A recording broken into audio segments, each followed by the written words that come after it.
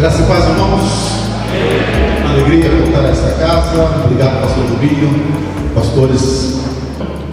Essa manhã eu gostaria de falar com vocês um texto muito conhecido que está em Mateus capítulo 9. Não quero pregar nada bom, apenas recordar algumas coisas. Mateus 9. Junto, vamos lá? Porque tem muitas versões, né? Vamos lendo junto aqui, vamos lá? 1, 2, 3.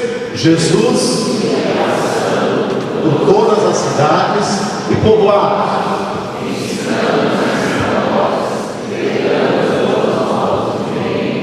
e curando todas as enfermidades e doenças. Ao ver as multidões, teve compaixão delas, porque estavam aflitas e desamparadas, como ovelhas sem pastor. Então disse aos seus discípulos: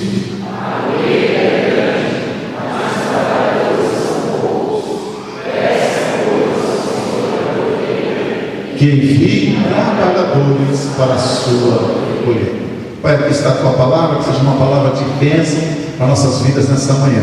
Leva nossas mentes e corações cativos até a tua presença. É a nossa oração. Amém. E nessa manhã, na verdade, eu queria trabalhar com vocês um pouco sobre resgatando a nossa identidade missional. Uma palavra que está muito moda hoje, né? Missional. Mas é uma palavra que já existe há muito tempo, que a gente tem trabalhado há muito tempo. A igreja, ela é missional e ela é missionária. E a igreja missional, mais que tudo, é a igreja que ela pensa de uma forma glocal. Já ouviram falar essa palavra, glocal? Diferente, né? Ela pensa globalmente e ela age localmente. Ela age aqui onde ela está, ela é bênção onde ela está, mas ela não pensa somente aqui, ela está também com seus olhos no mundo, aonde estão as necessidades, aonde mais precisamos ir, precisamos continuar caminhando, não podemos parar. E quando olhamos para esse texto, como é que começa esse texto? Diz que Jesus ia o quê, irmãos? Passando. Por onde? Por todas as cidades e... Qual era a diferença entre cidade e povoado? Cidade naquela época de Jesus era toda cidade que tinha muros, né? Tudo que tinha muro, por exemplo, eram cidades. E os povoados eram povos, lugares sem muros, né? Então diz que Jesus estava nas grandes cidades e Jesus passava também, onde, irmãos? Os pequenos povos, as pequenas cidades. Um exemplo do papel da igreja. A igreja vai ter que ser uma igreja em movimento.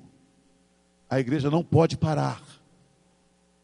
E esse é o problema da igreja hoje. A igreja está ensimesmada. A igreja está fechada em quatro paredes. A igreja tem atividades demais dentro das quatro paredes. Quase não sai mais para evangelizar. A igreja hoje já não se preocupa tanto com o que está acontecendo lá fora, porque são tantos problemas dentro da igreja, irmãos, que a gente só fica respondendo perguntas que o mundo já não faz.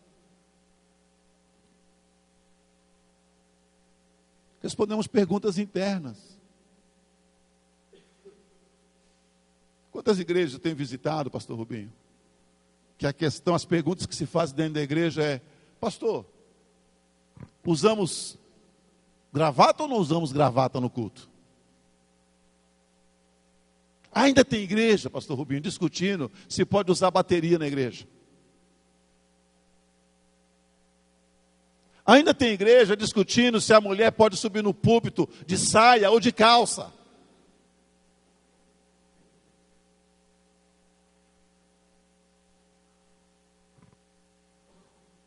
E quer ganhar o mundo. Mas ela não percebe que ela está morrendo. Porque as novas gerações estão saindo da igreja. Tenho ido em igrejas, mas onde a média etária, a faixa etária da igreja é mais de 50 anos. O pastor Rubinho já esteve na Europa, alguns irmãos aqui já estiveram na Europa. Se você foi em culto na Europa, tem igrejas na Europa que a média... Eu fui numa igreja que foi recebido por um irmão na porta da igreja. Depois eu descobri que aquele irmão que estava na porta da igreja, que tinha mais ou menos 60, 70 anos, era o mais jovem da igreja.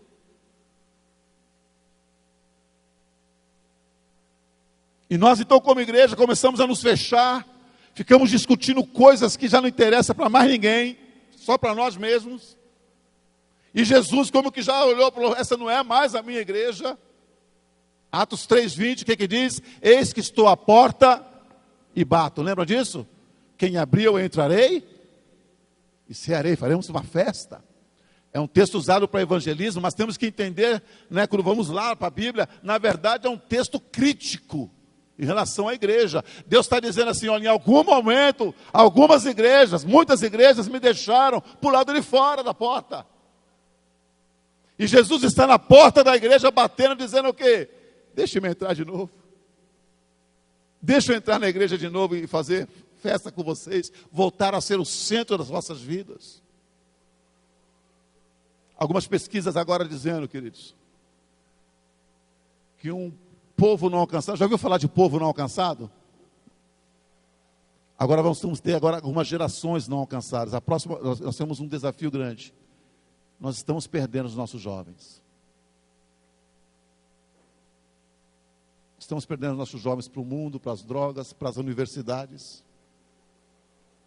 As estatísticas dizem que os jovens evangélicos, quando ia para a universidade, ele começava a ter crise de fé lá para o final do terceiro ano, quarto ano, era uma crise de fé, logo depois ele já se normalizava de novo. Mas hoje, no primeiro semestre, a maioria dos jovens das nossas igrejas que vão para a universidade se desviam. Estatísticas. Estamos perdendo os nossos jovens. Porque nós estamos fechados, ensimesmados. E aí quando olhamos para esse texto, nós vemos que Jesus não parava. Jesus estava andando todos os lados. E aí há 3 verbos de ações de Jesus. Vamos falar juntos o que Jesus fazia, irmãos? Porque a estratégia de Jesus era muito básica. E nós como igreja precisamos resgatar algumas coisas básicas em nossas vidas, irmãos. Porque podemos falar de missões, um grande desafio de missões no Brasil e fora. Mas se nós não voltarmos nas coisas básicas em nossas vidas, não vamos a lugar nenhum. Vamos falar juntos aqui 3 ações de Jesus básicas que transformaram vidas. Vamos lá? Está em vermelho ali. O que Jesus estava fazendo o quê? Jesus estava ensinando, pregando e curando. Vamos avançar, por favor? Pode mais uma? O texto diz que Jesus estava ensinando.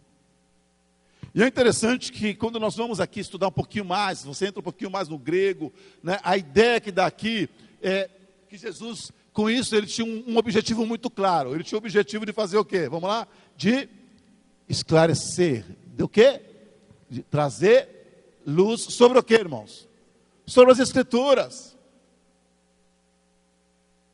Jesus então pegava essa palavra e começava a esclarecer essa palavra para as pessoas de fora.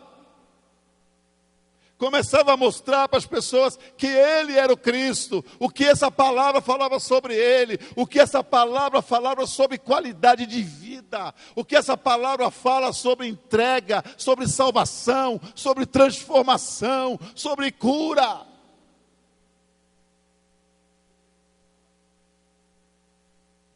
Então Jesus trazia as pessoas para perto. E aqui é interessante que esse ensino dá uma ideia de que era algo feito entre 4 paredes, algo interno, algo com um pequeno grupo, ele fazia muito com seus discípulos isso. Então ele esclarecia as Escrituras, ele explicava as Escrituras, ele fazia com que essa palavra fosse entendível e aplicável para o dia a dia da vida. Porque eu tenho dito isso, irmãos, muitas vezes nós não conseguimos colocar essa palavra de Deus em prática em nossas vidas. Quantas vezes você vem na igreja, você escuta uma boa palavra e quase nunca, aqui é diferente, Paulinho é diferente, é outra nota, né? Mas muitos lugares que eu vou, quase nem o pastor, ele põe no final assim, como colocar isso em prática agora essa semana? Como viver isso essa semana? Não é depois não, é amanhã. É saindo daqui o que você vai fazer. E é interessante esse texto, então, está mostrando que era uma ação interna, era uma ação para dentro. Olha ali aquele mapinha que eu coloquei embaixo, né? No centro está Israel. O Antigo Testamento era essa a visão de Deus, que Israel, o povo dele, chamado por ele, deveria ser um povo atraente, ele deveria ser como um imã para todas as nações. Todo mundo, né, que estivesse em volta de uma igreja, em volta de um crente, ele deveria sentir-se atraído por nós. E eu pergunto agora aqui, queridos, nós como igreja, somos uma igreja atraente ou uma igreja repelente? A gente atrai ou a gente está repelindo o povo? Quantos teriam coragem de convidar um amigo, não crente, crítico, para vir no culto? São questões para nós perguntarmos. Porque os nossos cultos, e eu falava isso semana passada, né? Estava lá a Miriam e o Gilberto, né? A gente estava juntos no domingo passado, né? Falei, é muita coragem me ouvir 2 vezes seguidas, né? Mas tudo bem. E eu falava isso, irmãos. Nós temos uma liturgia que só crente entende. Já falei uma coisa, liturgia. O que é liturgia? Como é que chama o rapaz do louvor ali? Eu estou com os nomes, tudo assim na ponta da língua, mas não sai. Adriano, desculpa, Adriano. O Adriano chega aqui e começa a falar o quê? Lembra? Já falei no ano passado, né? Ele fala o quê? Irmãos, vamos ficar em pé e vamos ministrar ao Senhor. Aí você convidou seu amigo para vir na igreja. Aí seu amigo, já comecei a falar assim, a liturgia e vamos ministrar. O camarada que veio à igreja a primeira vez, ele falou assim, ministrar, que loucura é essa, meu? Ministrar, ministro, será que tem alguma coisa a ver com governo, com cargo? O que é ministrar? Eu costumo brincar, que daí nós cantamos, né, Rubim? Aí o Adriano, com a equipe dele, começa a cantar, incendeia, Senhor, a sua igreja, incendeia, Senhor, a sua noiva.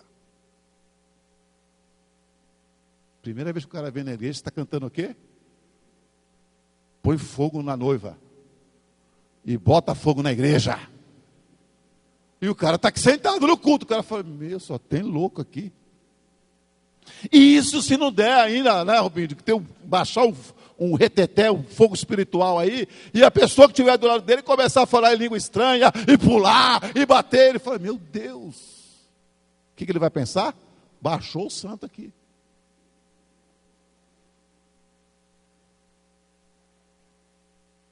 Aí depois, o Adriano canta depois do incendeia, Senhor, a sua noiva, ele canta o quê?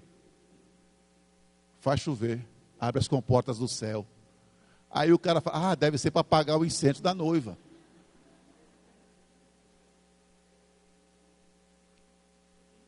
E é um tal de põe na brecha, sai da brecha. Um fala, não, tem que entrar na brecha de missões. O outro, irmãos, não abro a brecha para o inimigo. E aí, vou na brecha, abro, fecho, o que eu faço? Não é fácil trazer alguém de fora para a igreja. O cara vai sair daqui mais escandalizado do que isso, a não ser que seja uma ação do Espírito Santo, não é verdade, Rubem? Porque por nós mesmos não acontece nada. Mas aí vem a segunda coisa, olha lá, avança aí, por favor. Aí Jesus fazia o quê? Diz que ele estava o quê? Ensinando, mas também ele estava o quê? Pregando. Então, internamente, num grupo menor, ele ensinava, ele esclarecia a Bíblia, ele explicava como viver essa verdade diariamente, mas ele também fazia algo mais, diz que ele pregava, e pregar aqui é um ato de proclamar, é um ato de anunciar as boas novas, para quem? Para aqueles que estão fora. Então Jesus tinha essas duas ações, internamente edificação, esclarecimento, externamente evangelização. Esse tem que ser o papel da igreja, amém, amados? Para dentro, edificação, para fora, evangelização. Vamos lá? O pastor Jeremias Pereira gosta de fazer isso, né? Para dentro, edificação, tá bom? Vamos lá. Para dentro, para fora, evangelização. Vamos lá de novo? Para dentro, para fora, evangelização.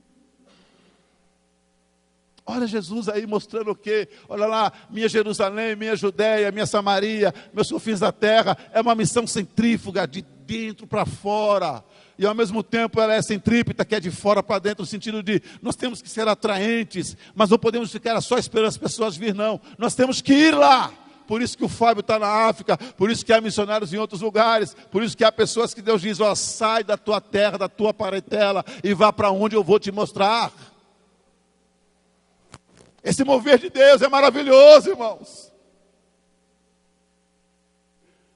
Mas o mais maravilhoso é o seguinte: Deus quer usar a tua vida como missionário aqui em Paulínia, irmãos. Você vem aqui domingo atrás domingo, você vem aqui nos domingos de manhã na escola bíblica, nos cultos de doutrina no meio de semana, mas tudo isso é para quê? Para que você seja esclarecido na palavra de Deus, para que você seja revitalizado com essa palavra de Deus, para que quando você saia para o mundo, você seja um missionário no teu trabalho, na tua escola, onde você está. Porque há uma frase que eu tenho usado muito que diz o seguinte: todo coração sem Cristo é campo missionário. Vamos falar juntos para a gente memorizar bem? Vamos lá?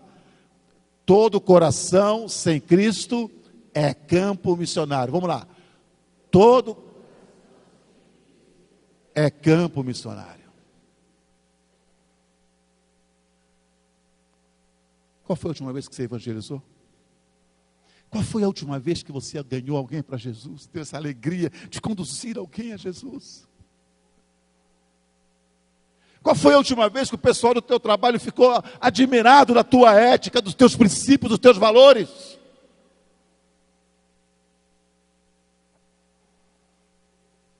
Porque se todo coração sem Cristo é campo missionário, todo coração com Cristo é um missionário. Vamos falar juntos agora isso? Vamos lá? Todo coração com Cristo é um missionário. De novo, vamos lá?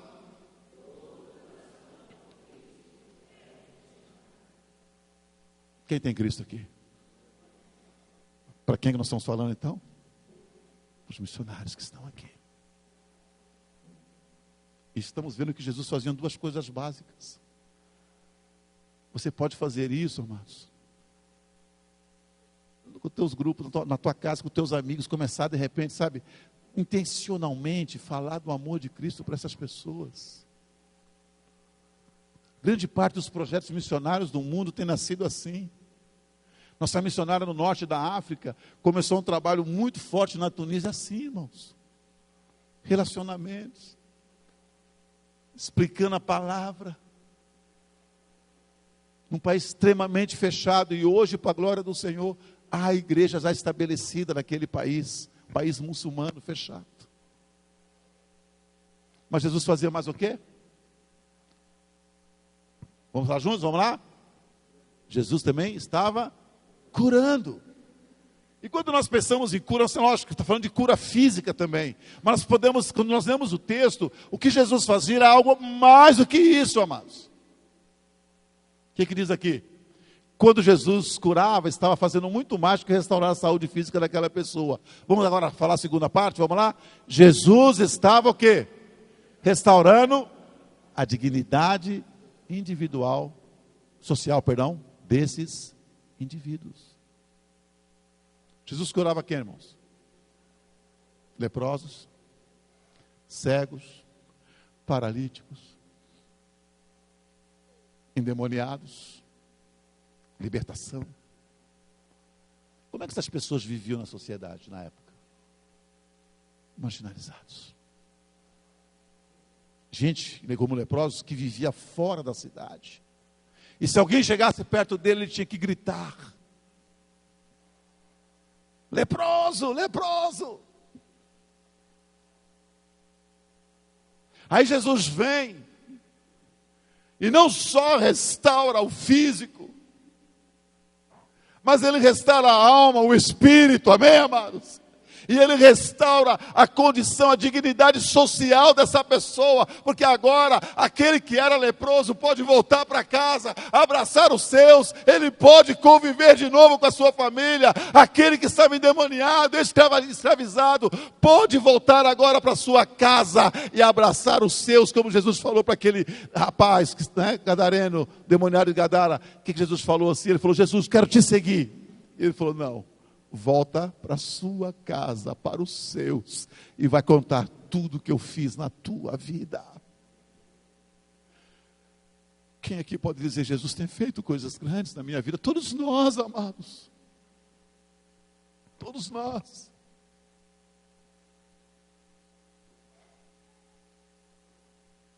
E hoje nós temos uma sociedade doente. O mal do século chama-se depressão. Outro mal que tem assolado o Brasil, o crack, as drogas. Outro mal que tem assolado o Brasil, as igrejas, divórcio. E tudo isso vai gerando estresse, vai gerando dor, vai gerando tantas coisas ruins no ser humano, e a qualidade do ser humano vai ficando cada vez pior. Taxas de feminicídio absurdas no Brasil. Um país que se diz evangélico, mas que produziu em 2017 63 mil assassinatos. Nem em países em guerra houve tantas mortes. E Jesus vem hoje aqui para nós, esse culto de missões, dizendo assim: eu quero que vocês sejam a igreja que ensina, que prega e que leve cura para essa sociedade, em nome de Jesus. Para as nações. Amados, não adianta a gente ficar falando de desafios lá, quando o desafio que está aqui dentro ainda não foi vencido. Nós precisamos sermos curados pelo Senhor, precisamos ser restaurados pelo Senhor nas nossas emoções, precisamos estar realmente no lugar onde Deus quer que estejamos, equilibrados em todas as coisas, em nome de Jesus.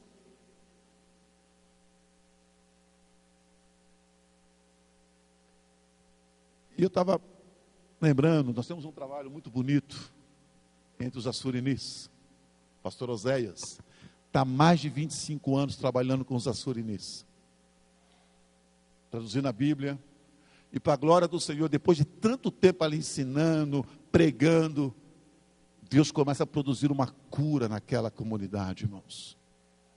O que acontecia? Eles começaram a ter contatos com a sociedade fora da aldeia, começaram a ir para a cidade, e com a construção da usina de Belo Monte, muitos deles ganharam muito dinheiro por causa da desapropriação de terras e tudo mais, e também dos efeitos que ia causar no rio.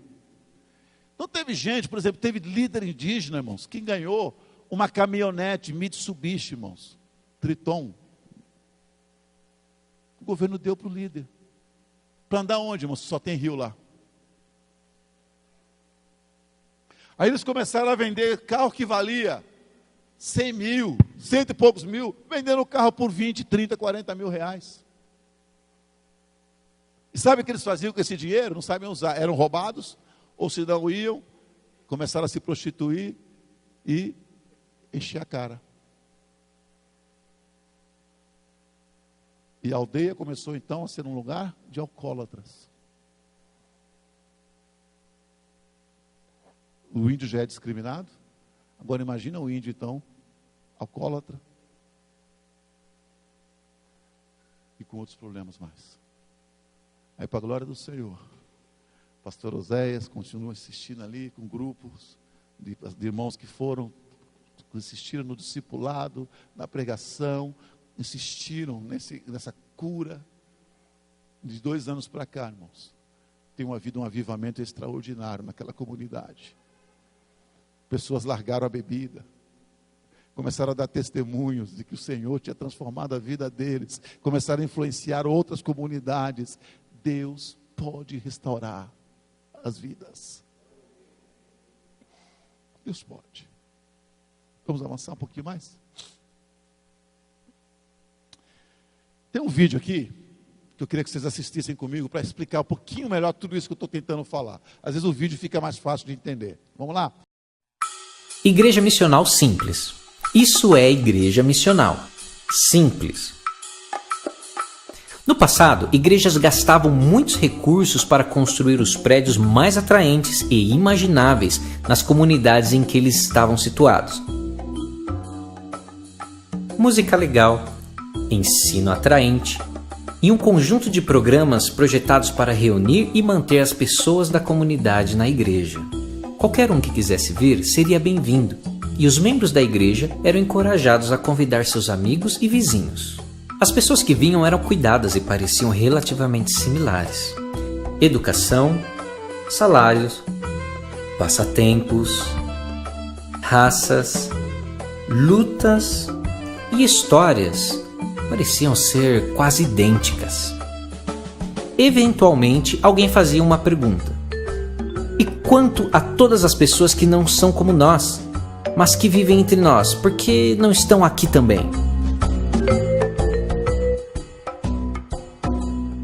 Em resposta, a igreja aumentou seu orçamento com publicidade, enviando cartas de convite, anúncios de jornais, tempo de rádio, lançando páginas de internet modernas e oferecendo aos convidados o maior evento do mundo.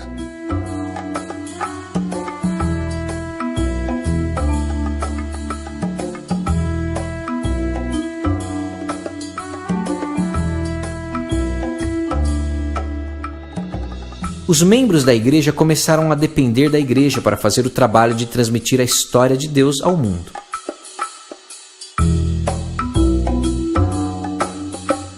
Se alguém fosse trazido a um evento, ele poderia ouvir sobre Jesus de um pregador profissional. Dessa forma, convidar pessoas se tornou sinônimo de evangelismo. A igreja missional, por outro lado, capacita seus membros para serem a igreja da comunidade. A igreja treina, dá recursos, encoraja e desafia as pessoas para viverem o evangelho na comunidade para aqueles que, de outra maneira, ficariam desconfiados da igreja e seus esforços como publicitários. A igreja envia seus membros para viver entre pessoas que não são familiarizadas com costumes de igreja, nem com canções cristãs e nem com o que eles acreditam ser santo, exatamente como um missionário estrangeiro faria. A igreja missional reconhece que cada crente encarna a vida da igreja em sua vizinhança, escola e em seu local de trabalho. Cada um deles contando a história de Deus em seu contexto de relacionamento e compaixão. Isso é igreja missional simples.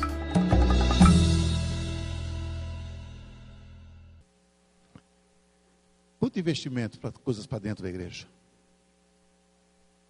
Quando na verdade nós temos que capacitar cada um de vocês para serem missionários. Vamos continuar, já finalizando, concluindo. Mas o texto também falava da motivação de Jesus, lembra? Vendo o quê? As multidões, Jesus sentiu o quê, irmãos? Compaixão. Jesus olhou aquele povo e o coração dele se encheu de amor por aquele povo. Jesus viu as mazelas da vida, Jesus viu as pessoas ricas da sociedade também. Todos os lugares Jesus olhava e ele sentia o quê? Compaixão. Sentia amor. Mas hoje nós muitas vezes frequentamos igrejas, amados, que já perdeu a compaixão, amados. Nós só queremos os bonitinhos, os cheirosos, os lindos dentro da igreja. A gente não quer atrair gente que vai trazer desconforto. Eu tenho um testemunho forte, acho que já contei isso aqui. No Peru, Deus fez isso comigo. Tínhamos uma igreja bonita, uma igreja com quase 1000 membros ali, muito, né, as coisas funcionando bem. E aí um dia uma mulher me chama e fala: pastor, vá orar por alguém, pelo meu filho, por favor. Eu fui orar pelo filho daquela mulher, irmãos, no hospital. Descobri que o rapaz tinha levado mais de 30 facadas. Só que o rapaz era um travesti. Travesti, Rubem. Eu oro por aquele rapaz no hospital desenganado. E eu orei ali falando: Senhor, tem misericórdia. Se o Senhor tem algum plano na vida dele, restaura a vida dele. Alguns dias depois eu recebo a ligação da mãe, que eu toco o telefone, eu atendo.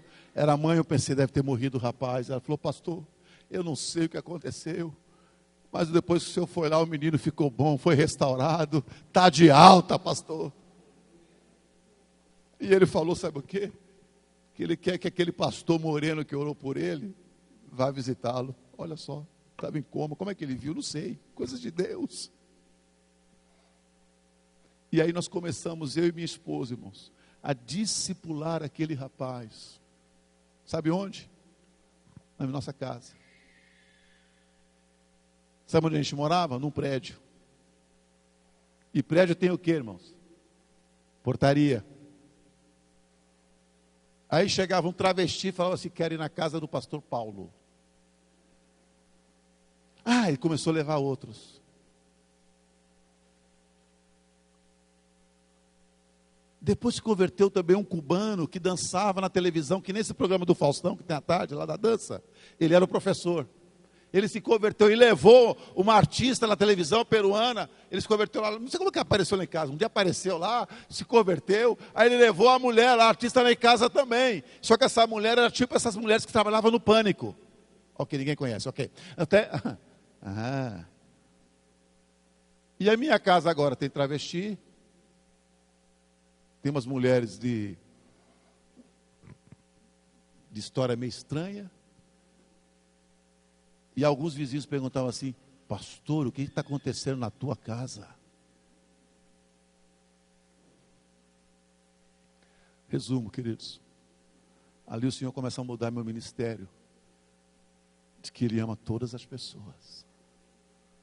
Juan Carlos começa a ir para a igreja, ser travesti. Outros começam a ir para a igreja.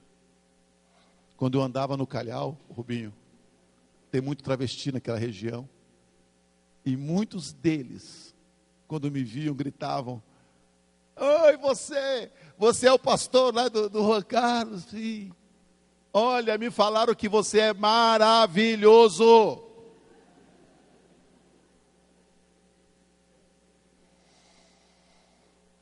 E eu fiquei conhecido como pastor dos travestis.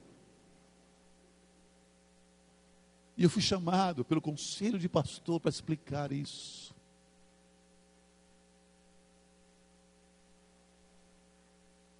Mas Jesus, quando Ele olhou o povo, Ele sentiu compaixão.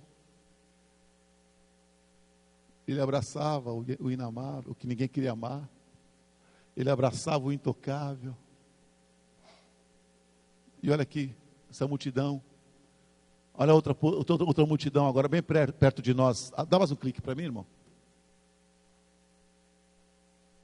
Alguém consegue ler ali as plaquinhas? A primeira está como eu procuro trabalhar. Está certo em português, irmãos? Eu procuro trabalhar. Serviço geral. O outro está o quê?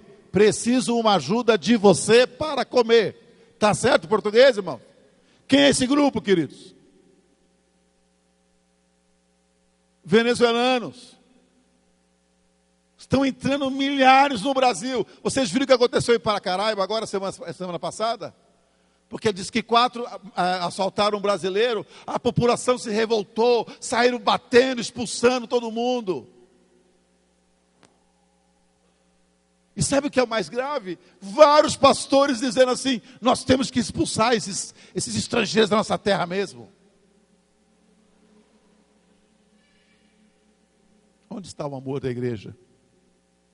Mas para a glória do Senhor, nós temos uma igreja nessa cidade, Pacaraíba, que está recebendo os venezuelanos, está acolhendo eles, está dando treinamento, está dando curso de português para eles, preparando eles para serem inseridos na sociedade. E em alguns casos ajudando eles a terem transporte para vir para o sul do Brasil. Os confins da terra estão chegando perto de nós. Estamos preparados? Será que temos esse mesmo olhar de Jesus para os povos? Porque enquanto o problema é na Europa, enquanto o problema é lá, fala assim, esses preconceituosos lá, mas quando chegou aqui, irmãos, começou a vir muçulmanos para o Brasil, vários pastores, o nosso grupo da o pastor Isaac vai lembrar disso, dizendo assim, enquanto estamos evangelizando lá, eles estão vindo para cá e vão ganhar o Brasil.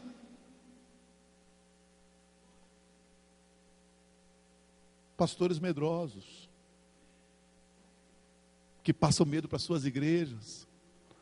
Mas o pastor dos pastores, ele ensinava, Ele pregava, ele curava, e ele olhava para o povo com compaixão, e ele fazia coisas extraordinárias, e quando ele vai ao céu, ele diz, eu deixo esse recado, eu deixo esse encargo para vocês agora. Eu dou essa unção para vocês agora. Aleluia. Avança mais um. Nós somos preconceituosos. Alguém sabe quem são esses rostos aqui? São cinco homens mais ricos do Brasil. Esses 5 homens, sozinhos, eles têm 50% de toda a riqueza do Brasil. Eles ganham mais do que 50% de toda a população brasileira. Só o primeiro homem ali, o Paulo Leman, ele é o dono da Ambev.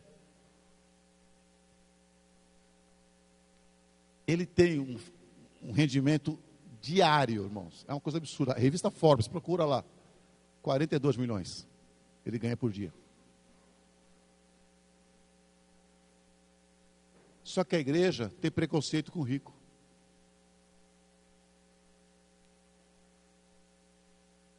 E um dos desafios do Brasil também, que as associações de missões do Brasil têm trabalhado, é que nós precisamos alcançar os mais ricos dos mais ricos.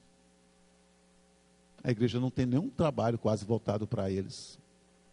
Para aqueles que vivem dentro dos condomínios. A igreja olha muito para o pobre. Mas temos que orar também para que Deus salve os ricos das nossas nações. Os ricos das nossas cidades. Olha essa outra foto, rapidinho. Avança para mim de novo, irmão. O que nós temos aí, irmãos? Uma favela, uma comunidade. Agora vocês estão vendo alguma coisa de diferente nisso aí? Hã? É tudo abotoado, né? Tudo. Mas essa foto, irmãos, foi usada na ONU e ela está de cabeça para baixo. E ele está dizendo ali embaixo, cuidado. Seu descaso é tanto que nem reparou que a imagem está de cabeça para baixo ou está errado. Porque para nós é tudo a mesma coisa. Drogado é tudo igual, pobre é tudo igual, rico é tudo igual, político é tudo igual. Mas Jesus olha para a multidão e tem compaixão dela. E muito mais além, ele olha a cada um como indivíduo e diz, eu quero resgatar a tua vida. Eu tenho sonhos para você. E é isso que Deus quer que eu e você como igreja façamos. Não olhar mais, nem perceber que a foto está de ponta cabeça, mas olhar, ali vivem pessoas que precisam ser alcançadas pelo Senhor. E esse é meu papel, esse é o teu papel. Vamos finalizar? Dá mais um clique. E Jesus finaliza esse texto com, podemos até inverter ali, uma oração e um diagnóstico. Qual foi a oração de Jesus?